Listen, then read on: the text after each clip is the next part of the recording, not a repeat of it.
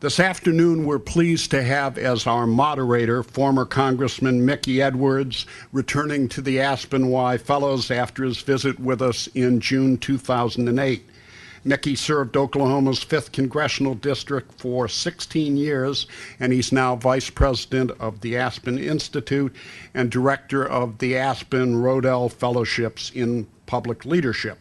He's taught at Harvard's Kennedy School, Harvard Law School, Princeton University, and the Elliott School of International Affairs at the George Washington University, spoken on lots of college campuses, chaired many task forces, written numerous books and articles, and is a sought-after political commentator as well as an advisor to the Department of State. Our guest is all of our Eastern Shore neighbor, Donald Rumsfeld. Secretary Rumsfeld served as the 13th Secretary of Defense under President Jerry Ford from 1975 to 77, and the 21st Secretary of Defense from 2001 to 2006 under President George W. Bush. He was the White House Chief of Staff during part of the Ford administration. He served in 4 positions in the Nixon administration. He was elected to 4 terms in the United States House of Representatives, representing Skokie, Illinois, and the area around that, where I happen to have worked for 5 years. And he served as the U.S. ambassador to NATO, as the special presidential envoy to the Middle East. He's been the CEO of 2 Fortune 500 companies and the author of that very recent best-selling book, Known and Unknown, a memoir, which is on the best-selling list of the New York Times, as Secretary Rumsfeld said, of all places to be on the best-selling list.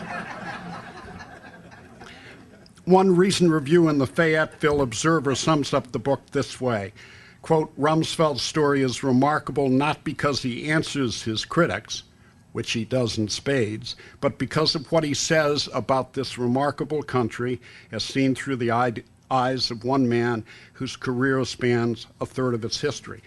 So thank you, Mr. Secretary, for joining us. And now let me turn the program over to Aspen Vice President Mickey Edwards. Mickey. Thank you very much. Thank you. Well, and I want to thank all of you for coming. Your support for the Institute is really important to us. It allows us to do great programs here, great programs in D.C. and actually around the world. And so it really matters a lot to have your support. Mr. Secretary, we are, well, first of all, thank you for coming and being with your neighbors here. It's probably, we hope you don't have stormy weather since you've lived through stormy weather for most of your adult life. But I'm going to start with something a little bit different. As we talk, we'll talk about war, and we'll talk about the military and what needs to be done about the military, and various questions like that about your remarkable career. But I want to start with a different kind of a question, totally different. I teach public leadership, and I will tell you that when we started to print your biography to put on people's chairs, we had to go out and get more reams of paper, because there was so much in it. I'm so old. Well, you're right. When I got to Congress, you had already been a member of Congress. You have run federal agencies. You've been in the White House, twice Secretary of Defense. So what happens is when people achieve positions of great authority, they say, who do we turn to exercise leadership in important responsibilities? So they turn to Don Rumsfeld. So what is it? What is the secret of leadership? What's the secret of being a good leader? We'll get to this other stuff, but what makes a good leader, because you've actually obviously mastered it?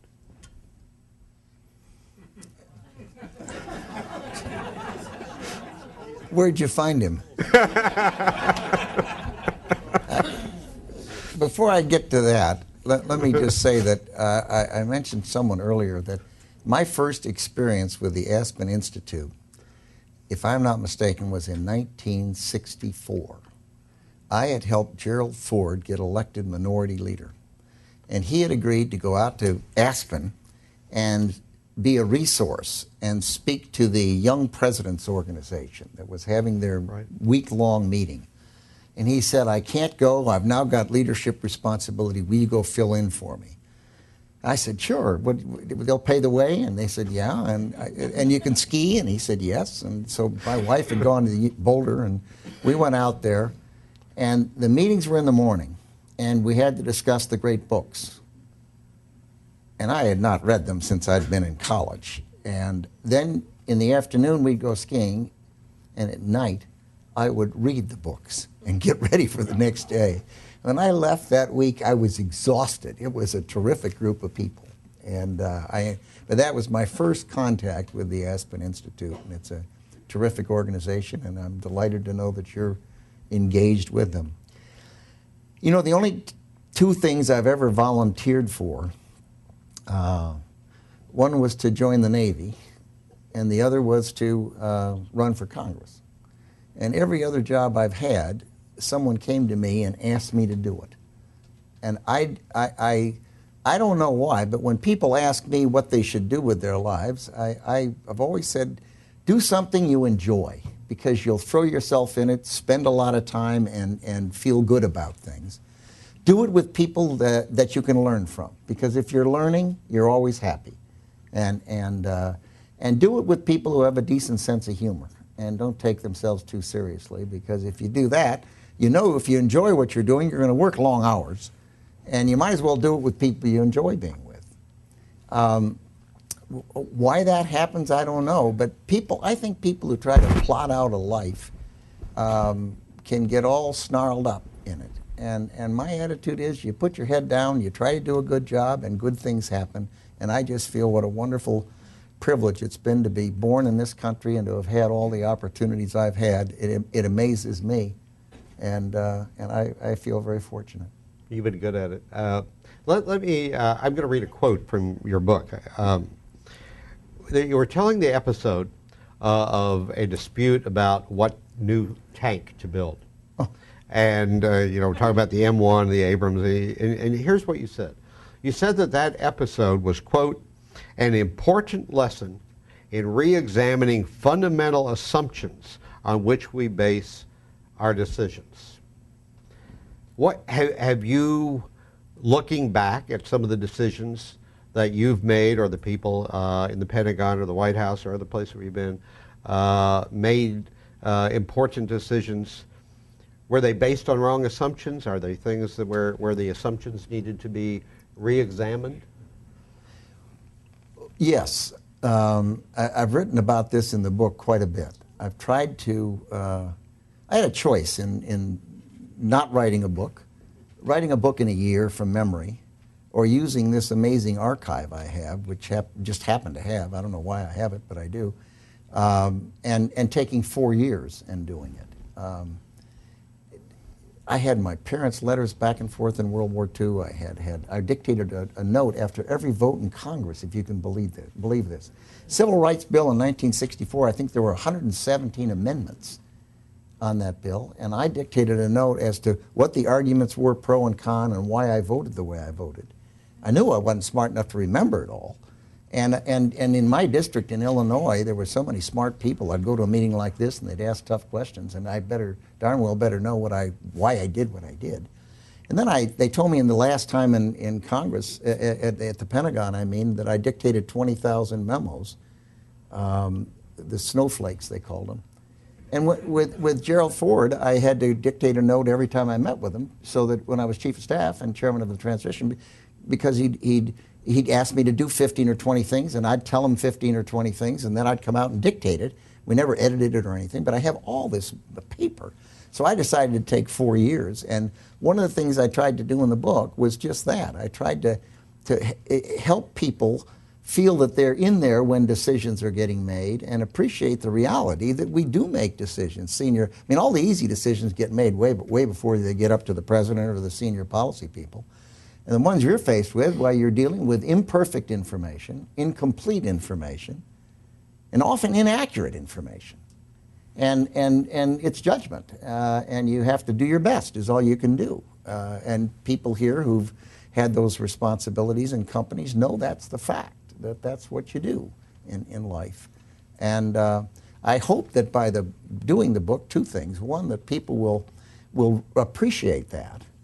And second, that they'll be maybe interested in public service. I just think it's such a great country we have. And I heard this wonderful speech by Adlai Stevenson when I was a senior in college, and he was between his two defeats from Dwight Eisenhower, and he spoke about public service, and it was just absolutely inspirational.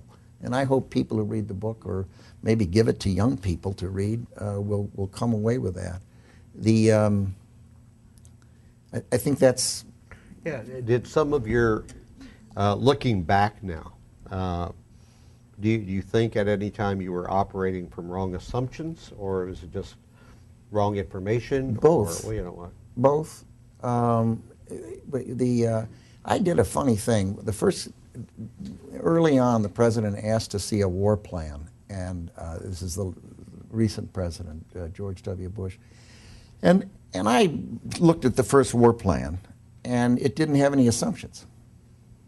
It was a plan. And the Pentagon has to do contingency plans for humanitarian evacuations or for wars or anything else. And as Eisenhower said, you know, the plan is nothing. Planning is everything, because it causes you to think. And the first plan, they started right out telling me what they were proposing, and there were no assumptions. Just an example of an assumption. In the Korea plan, there was no assumption that the North Koreans had any nuclear weapons, and the intelligence community had already said that they did have several nuclear weapons. Unless you have assumptions laid out, then you can't go back when the assumptions change and fix the plan. But there's people in government frequently do not begin with assumptions, and they do think the plan has importance. And it doesn't. It has importance only if it's rooted in some assumptions, and when those assumptions change, you revise that plan. Because the first contact with the enemy, the plan goes out the window because the enemy's got a brain, and you have to adjust it and adapt it. To make the point, in the book, somewhere in there, I talk about a memo I sent to the president about a parade of horribles before we went into Iraq, and said, here are a list of things that could go wrong, or that could be different than we expect. And I must have given a list, I don't know, 20, 30 things. There could be Fortress Baghdad, or the Iraqis could destroy the oil wells like they did in Kuwait in 91. And one of the things I put in there could be no weapons of mass destruction stockpiles. Another I put in, the war could last 8 to 10 years. I put in all of these things that now I could have done a series of parade of horribles if the president didn't go in as well. But you're right. Those things are a part of your life, and you have to know it, and it gives you caution. And nobody's right all the time. And I talk about some of the things where I thought we didn't do well. Yeah, I want to get to that because I've been lucky. I have read your book, and a lot of people here have bought it, but they haven't read it yet. I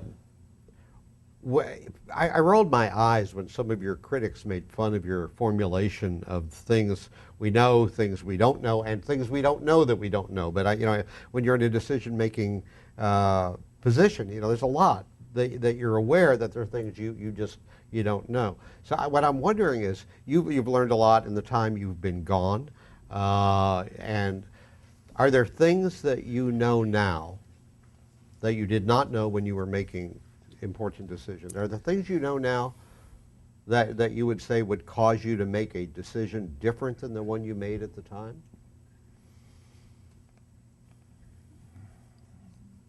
I suppose, but I can't think of one. What I know now is how to write a book. I'd never done that before, and it's hard work. But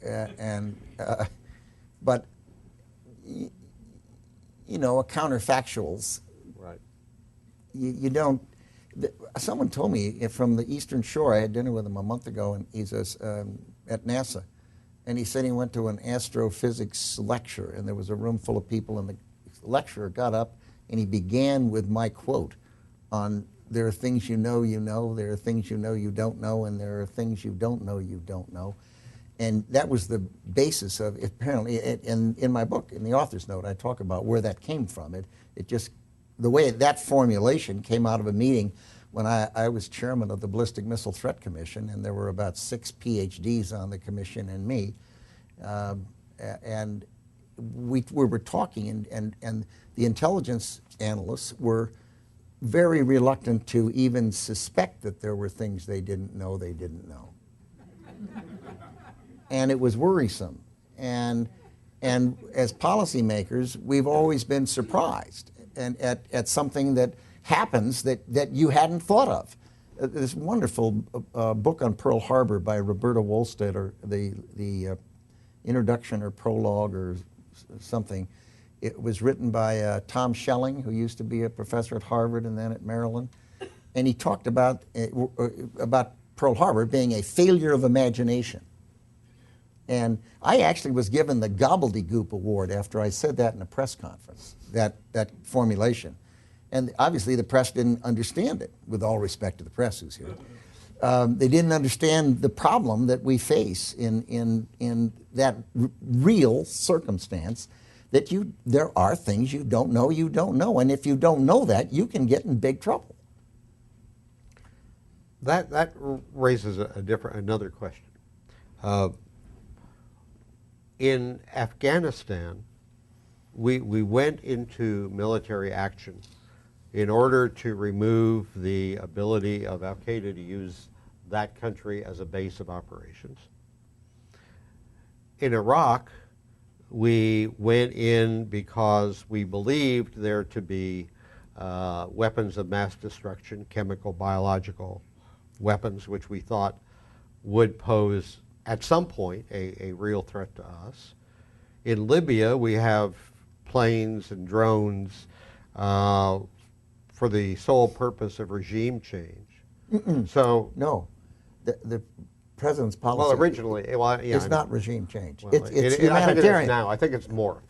No, NATO has okay. not. No, it's simply humanitarian still. Well, at least that's how they're articulating it. Yeah. I hope it's regime change. Well, that the world will be better off without Gaddafi. Yeah, well, that gets to the point I was going to. Yeah. What should be the criteria? What should be the guidelines for when the United States deploys military force? What level of either threat or beneficial effect or whatever? Because I mean, we have this potent military, and when it's deployed, it has great ramifications, not only in the human life but the globe generally. When should we use military force? Well, I don't know. But I do know that in March of 2001, after President Bush asked me to become Secretary of Defense, I sat down and wrote a paper called Guidelines for the Use of Military Force. And it's on my web. You were assuming I would ask that question. No, right? Back then in March of 01, yeah. I said to myself, you know that Mickey, one day he's going to pop up out of a Cracker Jack box and ask me when should we use force. And I wrote the paper, and my first part of my answer was I don't know, and I don't. But I wrote the paper, and one of the elements, it's on my website, rumsfeld.com, and I recommend it to people. It's an interesting paper, because it doesn't conclude that there's a template or a formula that one can use. It's a cautionary memo, and one of the things it says in there is it says, we need to have a healthy respect for the things we're not capable of doing as a country. There are things we're capable of doing, and you cited our military power, and there's no question. In terms of armies, navies, and air forces, the United States of America has organized, trained, and equipped, and we can do that. But that is not what we're facing. Because we're capable of doing those things, there's a deterrent effect. And we don't have to use them largely. And what we're up against is not big armies, navies, or air forces. We're up against things that we haven't organized, trained, or equipped to do. And one of the things I believe is that nation building is not something that we're probably capable of doing. And the reason I say that is because countries have different cultures, they have different histories, they have different neighbors, they have different circumstances, they have different languages. And the idea that we can use bullets, military weapons, and uniformed military personnel to fashion countries in our image, I think is silly. It's just not realistic. I mean, look at our country. We had slaves into the 1800s. Women didn't vote into the 1900s. How many people were killed in the Civil War? 700,000 human beings in our Civil War dead. I mean, it wasn't a nice smooth path from 1776 to today. And we look at these other countries and say, oh my goodness, this one's corrupt, or this one's not doing well, or there's violence. Look at us. I mean, it's tough getting from where they are to where they're going, and who knows where they're going. But in the last analysis, I often thought of it like teaching your youngster how to ride a bicycle. See, you grab the back of the seat, you stick them up there, and you run down the street like a goofball. And then you take a finger off, and you got 3 fingers, and then you got 2 fingers. Then you got 1 finger on the back of the seat. And you know darn well if you let go, they might fall and skin a knee. But if you don't let go, you're going to end up with a 40-year-old that can't ride a bike. And so my attitude about this nation-building stuff is that we really ought to be careful about thinking how much we can do, and I hope people will take a look at that memo. It's called Guidelines for the Use of Military Force. That raises another question in my mind. I go to Egypt almost every year, and there was certainly not any kind of a democratic process there, and I had met with Mubarak, and not a great Democrat, but. When he left, he always spoke well of you. Yeah, I know. I appreciate it a lot.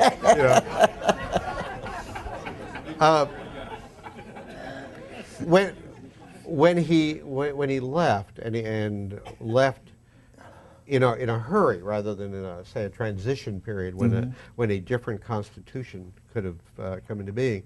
There's the question now about what will be the relationship of the Egyptian government to Israel, what will be the relationship in terms of its secular versus religious coloring. Are we playing with the tinderbox throughout the Middle East, where maybe change is happening, and we don't obviously have any control over the changes that are happening? Is it leaving us open to some things that are going to turn out not the way we would want them to turn out? I'm thinking of Fareed Zakaria's book when he says, it's not democracy we're for, it's liberal democracy that we're for. Yeah. You're right. I mean, Mubarak was, well, first of all, let me just say, yes, you're right. There are things happening there that we can't control and we can't predict. And people who think they know of certain knowledge how that set of forces are finally going to evolve, I think probably are overestimating their foresight. It's a funny thing about life. If you look at that mix of people taking Egypt, and they're across the spectrum.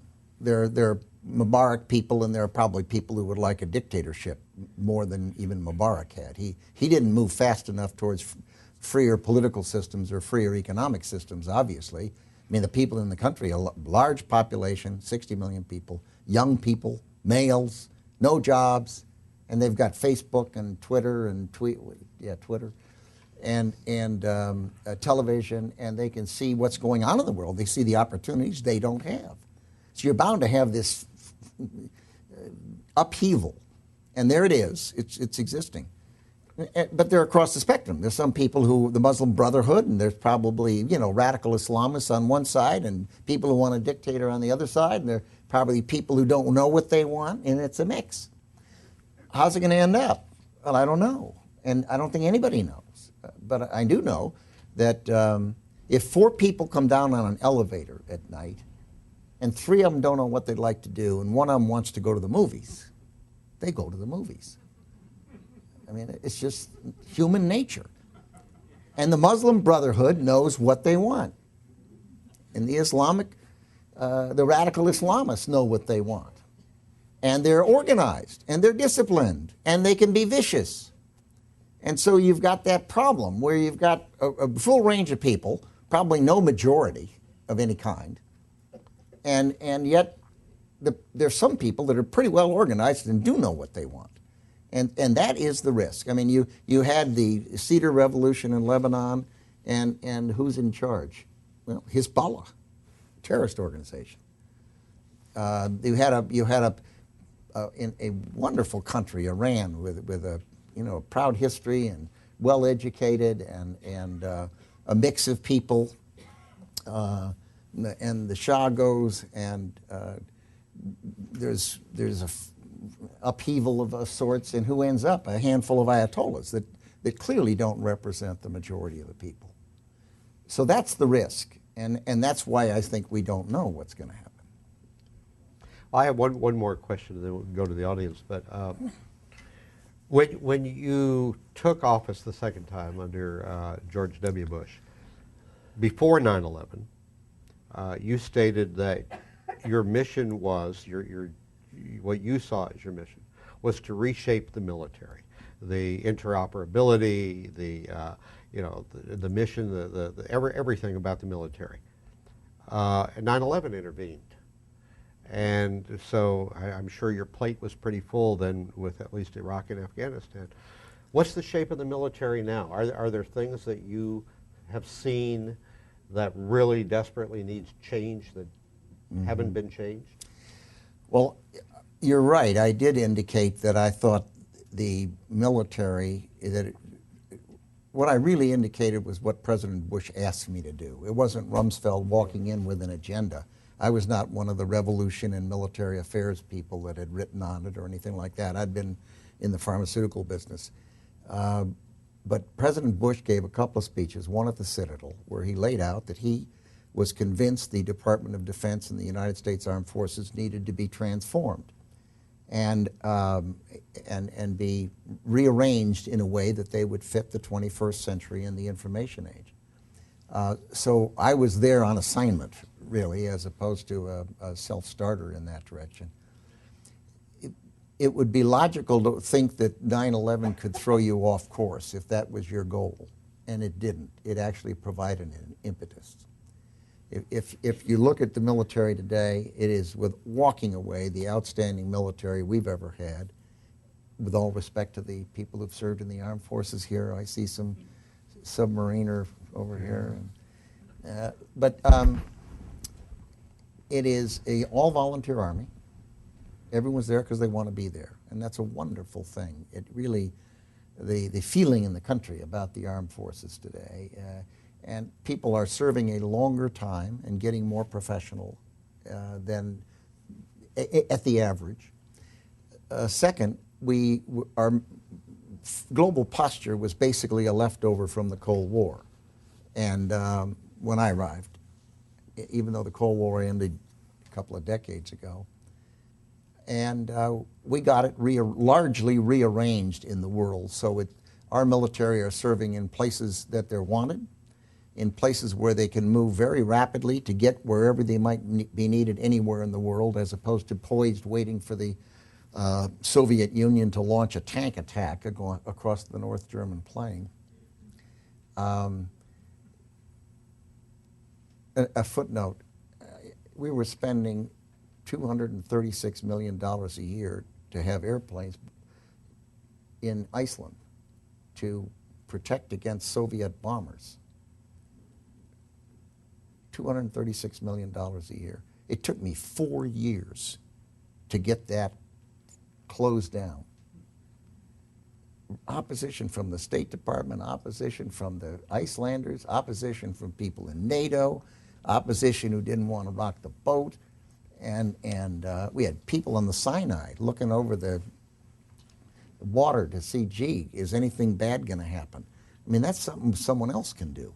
But we had people all over the globe, and we've rearranged them in large measure at great pain. And you sure pick up barnacles when you start going after the Iceland or any other one we did. Second, the special forces. It was clear to me that we needed to emphasize special forces and the Navy, underwater demolition and SEALs, and the Air Force special forces people who fly the AC-130s and provide the laser directions for air support. And we dramatically increased the number of people in special forces. We reduced the number of tasks they have and assigned some of them to conventional forces. And we dramatically improved and increased their equipment. And we significantly increased their authorities. And the activity that took place after 9/11 in Afghanistan was the direct result of an enormously close relationship between the intelligence community and our special operators. And they did a terrific job. And they did it fast, and it was unconventional. And the special forces folks were on the spear point of this, which was most unusual in our history. But most important of all, I would say, and I don't want to go through the list of the things, I don't think of it as untransformed and transformed. I think of it as a process, a continuum, because you constantly have to be changing.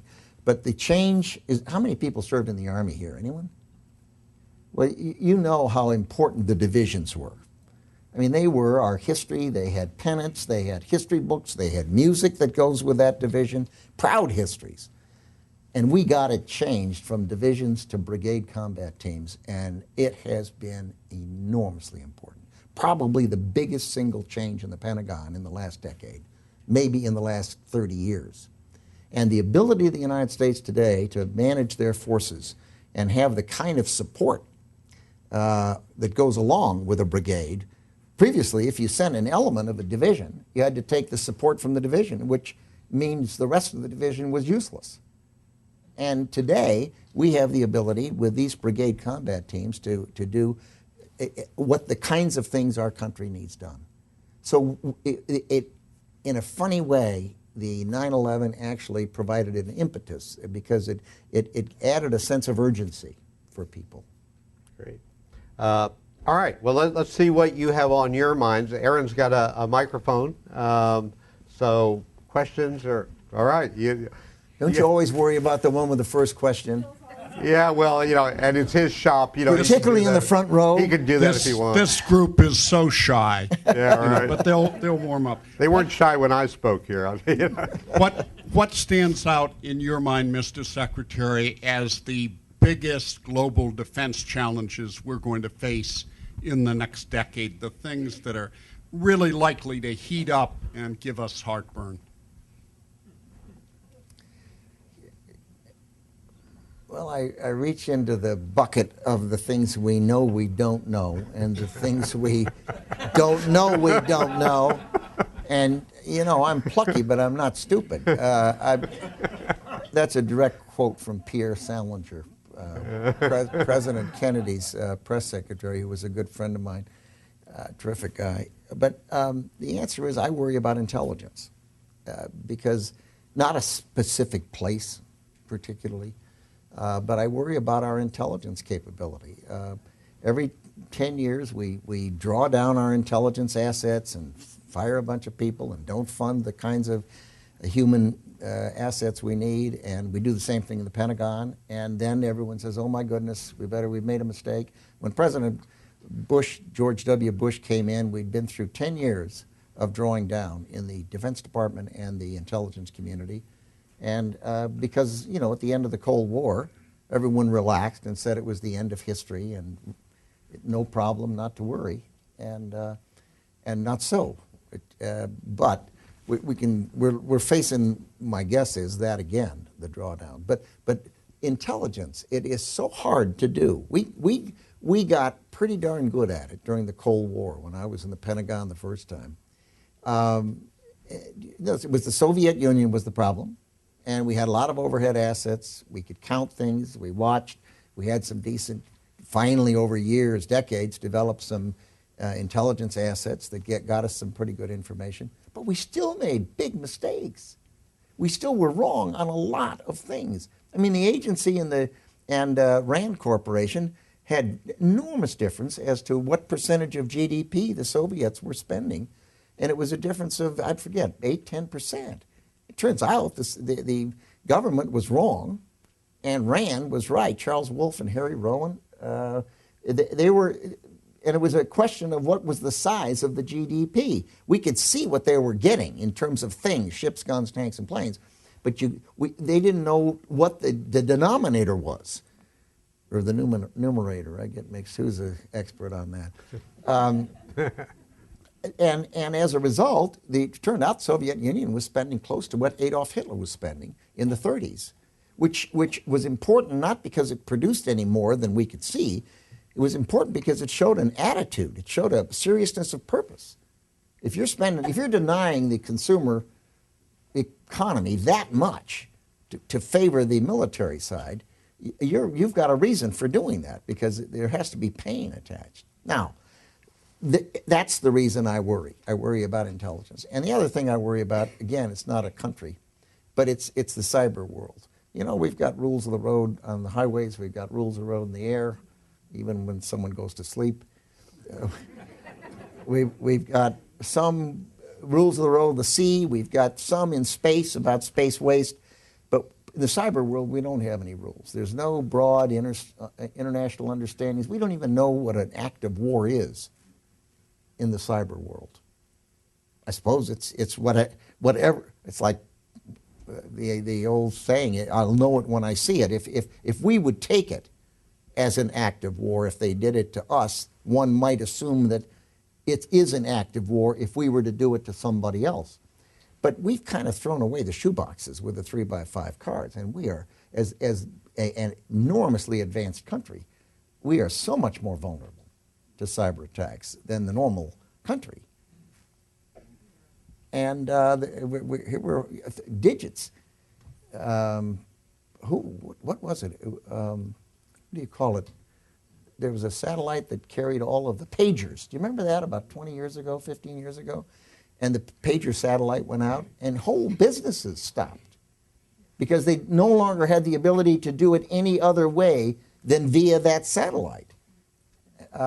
It's quite a feeling when you go black, and all of a sudden you can't use your cell phone, or you can't use a radar, or you can't do something else. Or the mischief that can be made through cyber attacks is just enormous.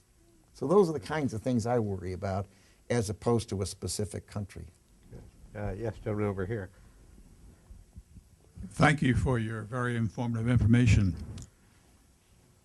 As a basic approach to formulating policy in the Near East, isn't it that 65 to 75% of the world's oil reserves are in that area?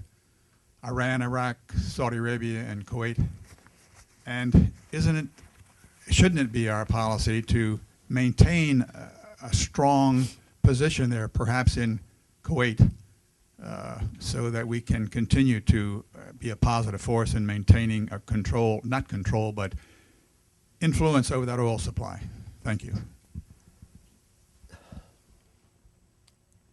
Yes. I mean, the big things in that part of the world are not Libya, Tunisia, Yemen. The big things are the Iran and Syria, because of the damage they're doing us in terrorism, and in Afghanistan and Iraq, and because of the Sunni-Shia divide that exists in the world. And the other is Egypt, because of its size and importance, and Saudi Arabia and the Gulf, because of, as you say, their role in energy. Seems to me what we ought to do is two things. One, we ought to darn well do a better job of conserving and developing alternate sources of energy, and better use of the energy reserves and resources we have that are accessible to us if we're willing to go after them. Second, it seems to me what we ought to do is to, I don't know why, but my brain works this way. I look at a piece of paper, and I see a circle of our security interests, and I see a circle of our economic interests, and I see a circle of our military security interests. And some countries are only of interest to us in one of those, political, economic, or security. Some are of two, and it could be any two, and some are all three. And we have to balance those interests, political interests. And you know, if you look down from Mars on Earth, there aren't a lot of countries like we are. And we would love every country to be like we are today, even though we weren't like this 200 years ago, and we're not going to be like this in 100 years. But just attitudinally, we obviously think this system, this approach, these opportunities, and it's validated. It's validated because people are lined up all across the globe at U.S. embassies trying to come here. The reason they want to come here is because we've found something that works pretty darn well. And people have wonderful opportunities in this country. So if you begin with that, you'd like everyone to be like we are. The reality is there are very few that are like we are. I mean, Western Europe and Japan and South Korea and Australia and New Zealand and Singapore and a few others are close. But most of the countries of the world aren't. And so our goal ought to be to encourage them to be like we are, but we have to consider our security interests. And we have to consider our economic interests. Even though our political interests, the ones I'm talking about, that we'd like more countries to be offering more opportunities for their people and be more democratic, because they're less likely to make war against their neighbors if they're democracies and against each other.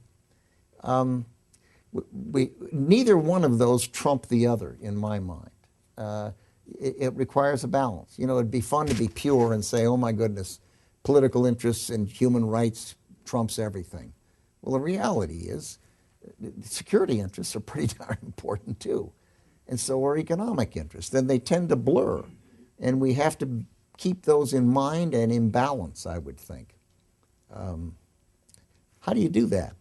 Well, it means you deal with countries that aren't like we are. And by golly, we've got a fleet over there in Bahrain, and Kuwait's important, and Saudi Arabia is important. And we have to say that that's true. Now, are they like us? No. Are they, when they get up in the morning, do they behave like we do? No. They just simply don't. And that doesn't mean we should ignore our interests there. The way I look at it is this. Instead of saying, if this are a spectrum, and that's bad by our standard today, and this is good, and a country's here, or a country's here, and this country's going in the right direction, my attitude is encourage them. They're over in the bad half of the spectrum, but let's encourage them. Don't stick a stick in their eye. Don't run around berating them. If they're moving in the right direction, let's encourage it. And if someone's over here and they're regressing, they're going in the wrong direction, let's try to figure out why and try to see that they move in the right direction. Now, you could make a case, gee, we didn't encourage Mubarak, and you've been over there almost every year. I don't know why you didn't do that if he's your close friend. I don't want to hold you totally accountable, mind you, but I mean, there are a few of the rest of us who've known him too. But it would have been wonderful if we had encouraged him to move faster towards freer political and freer economic systems right now, because now things are up for grabs. I mean, stability is not perfection. It can be very important, but it is not what you want. Because what looks to be stable, and certainly Egypt looked to be stable. I mean, it was there. It was our anchor with Israel. It was our anchor with this enormously important country in terms of the education in the Arab world. But that kind of stability was a imperfect stability because it didn't last. And they weren't moving towards freer political systems, and they weren't providing the opportunities for their people and managing that process in a way that probably, I mean, I'm a little bit of an amateur brain surgeon talking about it this way, but my guess is there might have been ways for Mubarak to do a better job moving in that direction. Yeah. Yes, over here. Thank you, Mr. Secretary. I'm interested in your observations on the recent shuffling of chairs in defense in Afghanistan and also CIA. Yeah. Any opinions? I think that Ryan Crocker, who's replacing Eikenberry in Afghanistan, is superb. He's one of the finest professional Foreign Service officers I know. I've worked with him and think the world of him. how do I say this? I don't have the facts, but it's something like this. We have had 4, 5, 6, probably 7 CIA directors in too short a time. If you went back and looked at the average tenure, I'm going to guess it's about a year and a half, in at most 20 months in the last 6, 8 years, 10 years. Could be wrong, but it's in that range. So what, someone can say? Well, so a lot in my view. If you ran a company that way, you'd go broke. You simply can't change things that fast. It's dangerous. It's harmful. And you can't play musical chairs with important spots like that. I happen to think well of Petraeus. But how many commanders have we had in Afghanistan? Same thing. Average tenure? I'm going to guess it's probably 20 months. In the last, since the beginning, 2001, commander in Afghanistan's probably been 20 months at the most, I think. And just churning them through one after another, one after another. The people, the guy, General Allen, who's going to replace Petraeus, is terrific. He worked for me in the Pentagon in the policy shop. He's just a very fine Marine officer, outstanding officer. You don't get to be a lieutenant general in the Marine Corps by accident. I mean, it's a small unit, and it gets very pinched at the top as to who gets 2, 3, 4 stars. And Allen is first rate, and he's replacing Petraeus, and that's fine. He'll do a good job. But how often do you want to churn these people through? Panetta is a very accomplished guy. I mean, Panetta was a congressman. He was smart on the budget. He's been at the agency now. He's a thoughtful person, and I have no doubt he'll do a good job at as Secretary of Defense. And so that is the Pentagon has not had that same problem. The tenure there have been longer over the last 10, 15 years, and that's a good thing. It was gracious of Bill Gates to stay on with the new administration, and he's a very competent guy. But I worry about the agency and the ambassadors to Afghanistan and the military commander in Afghanistan changing so fast, totally separate from the people. I mean, the people are good people in large measure. Anybody? Gentleman over here on the aisle. I'd like to pick up on a question that kind of came from the other side of the aisle here earlier. It has to do with the eastern side and the degree of difficulty we have with oil. And I don't fully understand why the United States doesn't have a more cohesive plan to dig for oil in not only the wetlands but also the dry lands up along the Canadian border and ease some of the tension that seems to come from the oil conflicts on the east and the west. I don't have a good idea either. I mean, it's politics, and it's America, and there are people who are very strong environmentalists, and goodness knows I drove over here in a hybrid, so I lump myself there too. But they're just people who are adamant that we not drill in offshore or in Alaska or various other places. And you know, they worry about the environmental impact of it. That's the only reason. There isn't any other good reason. Now, as Earl Butch used to say, the answer to high prices is high prices. And the higher the price, the more people are incentivized to conserve. The higher the price, the more people are incentivized to go and get that less cost-effective oil that exists out there because suddenly it is cost-effective. And the higher the price, the more incentive there is to go out and drill. if you can get the government to authorize it. And but it is not healthy for this country to have the degree of dependence we do on foreign oil. And my guess is that at some point the price of oil will be sufficient that it will cause this administration to be willing to ease up on their opposition to drilling. Yes. Over here. Aaron's bringing you the microphone.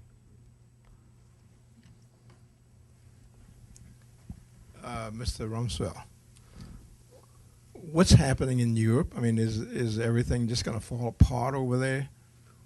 Have they gone too far in the welfare thing and been too dependent on us since the Second World War that they don't really want to do anything anymore? They just want us to continue to hold them up?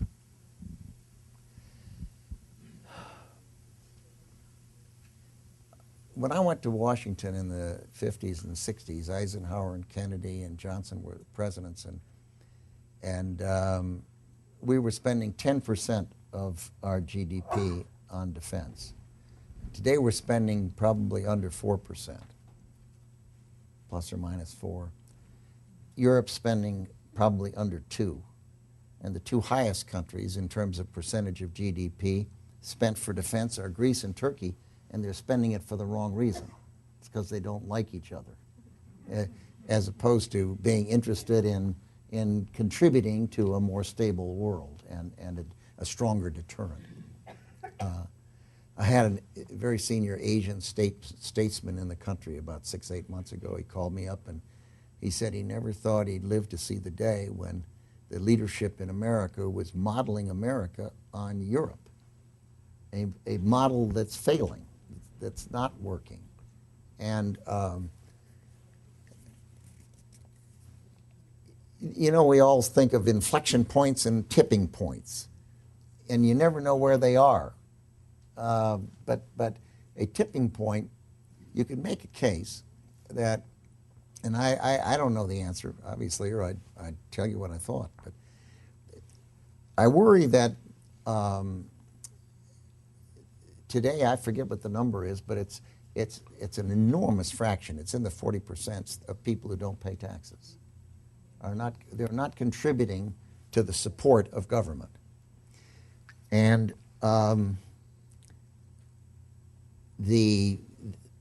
therefore, their interest is in having government do more. Therefore, when they vote, they can vote to elect people whose incentive will be to do what the people want. I mean, you know, you get up in the morning and you're representing people in Washington. You were a congressman. You don't get up and say, what can I do that they don't want? Yeah. You at least... I did that sometimes. Of course, we all did. But mostly you say to yourself, you know, what do they want and what their interests are? And they generally have a good center of gravity. And when you and I served there, it was a different period. Now you know, you've got so many differences. Television, I mentioned earlier, is a big difference. But the fact that they don't know each other very well in Washington. They don't work together closely. Their families don't know each other. And but in any event, if you end up where the broad population have an incentive to put people in office and then have those people have an incentive to provide more for them, that's a problem. Now, what if you got into the 55% instead of 45% or whatever the percent is? It does raise a question whether we've been wise to exempt so many people from participation in the tax system. Even some small amount of participation maybe makes sense. And I don't know the answer to it, but I can't even understand my taxes. It's so complicated. And I look at it every year. I write a letter to the IRS and say, I don't understand it. I've signed it, but I don't understand it. It's too complicated. And I've tried, and I've read it, and I've paid a lot of money to accountants to build this stack of stuff that's totally unintelligible. And if there's something wrong with it, goodness knows, tell me, and I'll pay call my guy and we'll do the best for you. But I don't want you to think I understand it. I send that letter in every year. It's a confession of ignorance. Oh, no. No, but I've never been audited either. I don't know why. Maybe I have been, but they've never called me. But I mean, it is so bad, the system, the tax system. We have to simplify it. And I think we need to include more people. I worry that the incentives get changed otherwise. You also have a problem where you're today we've got more people in unions who are government unions than in the private sector, which is an amazing thought. And we also have people in government making more money than people in the private sector for similar positions. And you wonder if that's imbalance. You say, a lot of you people go in and out of Washington, D.C. Washington, D.C. is booming. Buildings being built, cranes all over the place. And large chunks of the country they're not booming. They're in duress. So I'm not saying we're at a tipping point. I don't think I've got so much confidence in this wonderful country. I really do. I just think it's an amazing place. It's maybe one of mankind's most amazing invention thus far. But you do feel that you want people to have similar interests and to be driven by similar things and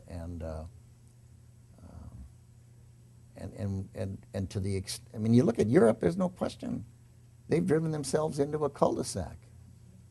There are people who just are resisting violently in the streets the idea that the government should alter the welfare system that exists over there. And as a result, you've got what, Italy and Greece and Spain and Portugal and Ireland, all of them with trouble. And I mean, today the dollar is so weak that one would think, my goodness, the euro's the logical thing to supplant the United States dollar as the reserve currency for the world. But no way are they going to go to the euro. It's just too weak, and the basis in the country is so soft. Last question over here, except for one. I'm going to reserve one last question I've been dying to ask you. I may ask you a question. I don't have any answers. Yes. Mr. Rumsfeld, at some point you spoke very positively about an all-volunteer military. As somebody who enjoyed conscription, and I wasn't particularly happy about it at the moment, I think there is some tremendous benefit to the country, if not perhaps the military. I'd be interested in your thoughts on that. Well, a friend of mine, Ned Janata, one day was on the board of the University of Chicago when he was sitting with Milton Friedman. And Milton Friedman came to me in the 1960s and said, Don, you've got to introduce legislation to create an all-volunteer army. And I did. And I thought about it a great deal. And I testified for the old bulls in the Senate Armed Services Committee and in the House Armed Services Committee, the Strom Thurmans and the Richard Russells and the Eddie A. Bears and those folks. And I testified because I believe in it. What we were doing, we were paying people who went in the military about 50–60% of the civilian manpower market wage. We were telling them they had to do what we wanted them to do and not what they wanted to do. And we were saying, not only that, but we're going to pay you a lot less. And however, anyone who's married, you don't have to do it. Anyone who's in school, you don't have to do it. Anyone who's a teacher, you don't have to do it. Anyone who's a conscientious objector, you don't have to do it. Now, the inequities of all of that, it seemed to me, were not good. And I was torn too. What happened was Ned Janata, who was a Navy pilot, during the time of the draft, said to Milton, it was the best years of my life. I loved it. I'm so glad I was in the Navy. And Milton Friedman said, that's fine. It was wonderful for you. But you could have gone in voluntarily. You didn't need to be forced to go in. And Eisenhower was in favor of public service. That is to say, you either served in the military or you served some period in some government-sponsored activity. And I can understand that. But on the other hand, and it's like choice in school. I mean, by golly, the fastest growing school in America is homeschooling. Why? Because schools are in trouble. They're not, in many cases, aren't very good. And if you provide vouchers like Milton Friedman wanted and choice, and then by golly, that forces things to disappear if they're not doing a good job, and new ones that are doing a good job to grow and be replicated. Now, I'm a great believer in the all-volunteer military. I look at our country today, we are so much better off today with it. I don't disagree for a minute that you had a wonderful experience, and Ned Janata did, and I did.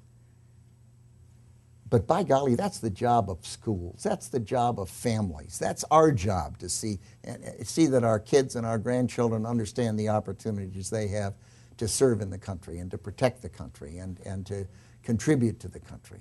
And sure, you say, well, why not let government require that? What's wrong with us? I think we can do that. We darn well ought to. Families are all split up nowadays. She says families are all split up nowadays. Well, I don't doubt that. On the other hand, there are a lot of people from split families who serve in the military, and God bless them for it. One day I took the chiefs, the Joint Chiefs of Staff and the combatant commanders. So you would have had 6 and 5 or 11, 12, plus the chairman and the vice. There might be 13, 14 people into the cabinet room to meet with the president. And I don't know why I did it, but I said, Mr. President, you might be interested to know how these 4-star admirals and generals' families serve our country. Everyone who's got 1 child in the military, raise your hand. Everyone who's got 2 family members. Everyone who's got 3. And you wouldn't have believed it. The people who serve in the military, as you suggest, are proud of it. And they get responsibility at a younger age. They understand it. I mean, I go to Walter Reed Hospital or Bethesda Naval Hospital and talk to these people. What they want to do is get back to their units. They're proud of what they do. Their families are proud of what they do. And the people that know and have that feeling of pride and of service and of contributing to our country, it goes down in the family line, and they end up, the hands that went up in that room were unbelievable. There were, I think only 1 didn't have a family member in, and several had 3 or 4. And that's a wonderful thing, and it says a lot for the military that those people who serve in it want others in their families to have that opportunity. And I say that as an opportunity because I mean it as an opportunity. Yeah, I'm not. You don't need to answer this. The thing I was going to ask was that you have been in every position except sitting on the Supreme Court and President of the United States. And there was a period of time when there was talk about Don Rumsfeld for President of the United States. I just wondered whatever happened to that. I tell you what I did. I announced I was going to run for president. And it was back in, golly, I suppose 87, 86. There was no incumbent president going to run. Ronald Reagan had completed his 2nd term. And I looked around at the field and thought just what you said. Gee, I'd been in business, I'd been in government, I'd been in the legislative branch. Maybe I ought to have a go at it. I never felt I was a man of destiny and it was for me and all of that stuff like some people do. But I thought I might run. So I kind of announced and got going, and I went to the debates and everything. And I'm trying to think who was running back then. It was Pat Robertson was one, and Jack Kemp, and Al Haig, and George Herbert Walker Bush, who'd been vice president, and 2 or 3 others. And we'd go to these cattle calls where you'd get up and each person would talk and so forth. And I enjoyed it. and I couldn't raise the money. You know, you have to leave your job. I didn't have much money. I put in $50,000, which is what the statutory limit was of your own money. I could have put in more, but I couldn't have self-financed it like Ross Perot or somebody. But I put in the 50, and then I couldn't put in any more by law. And I went out and we raised as much as we could, and people gave the maximum, and we were nowhere in terms of what you needed. And of course, Bush in the White House had a Rolodex. He'd been planning for 8 years and been running, and he had it all laid out. Herbert Walker Bush did, and I got to the point where I read an article where my friend John Glenn had run for president on the Democratic side, and he didn't make it, and he dropped out, and he could not. It was against the law for him to pay the vendors and the staff people who didn't get paid, even though they knew he had money and could pay them. But it was against the law. And I called up Glenn and I said, tell me, is this really what happened? And he said, yes. And we talked about it.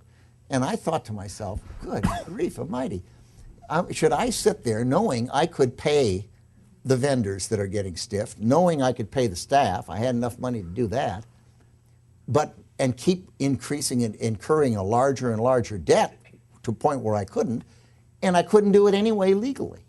So it's a terrible feeling, and I finally just said to my wife, I can't do that.